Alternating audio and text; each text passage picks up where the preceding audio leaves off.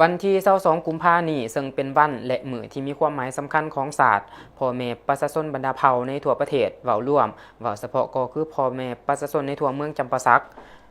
ผู้ที่มีอายุ18ปีขึ้นไปบ่ใบ้าเสียจิตบ่ถูกศาลตัดสินลงโทษและพร้อมเพรียงกันออกไปใช้สิทธิประชาธิปไตยของตนเข้าในการปอนบัตรเลือกตั้งสมาชิกสภาแห่งชาติสุดที่10และสมาชิกสภาประชาชนแขวงสุดที่5อย่างเป็นขบวนการซึ่งทั่วเมืองจำปาสักประกอบมี5กลุ่มมี73บาทและมีพลเมืองทั้งหมด 77,105 คนยิง 38,500 คนมีผู้มีสิทธิ์ปอนบัตรเลือกตั้งตามสมโนครัว 45,121 คนยิง 23,749 คนผู้สามารถปอนบัตรอยู่ในเขตบ้านของตนมี 29,954 คนยิง 15,758 คนผู้ไปเฮ็ดเวียกอยู่ต่างประเทศมี 12,521 คนยิง 6,899 คน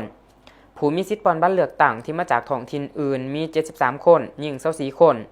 และทั่วเมืองมีหน่วยปอนบัตรเลือกตั้งสมาชิกสภาแห่งชาติทั้งหมด45หน่วยและมีหน่วยปอนบัตรเลือกตั้งสมาชิกสภาประชาชนแขวงทั้งหมด45หน่วย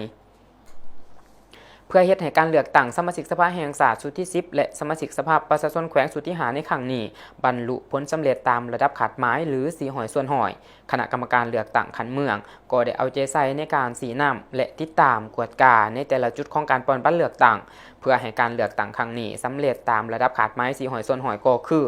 นำพาผู้มีสิทธิ์เลือกตั้งไปปอนบัตรเลือกตั้งให้ครบถ้วน100ส่วนร้อยผู้มีสิทธิ์เลือกตั้งหูใส่สิทธิ์ปอนบัตรถูกต้อง100ส่วนร้อยหาประกันเวียกงานป้องกันศาสตร์ป้องกันความสงบให้มีความสงบความปลอดภัย100ส่วนร้อยนำพาการปอนบัตรให้มีความโปร่งใสและสำเร็จทันตามกำหนดเวลา100ส่วนร้อย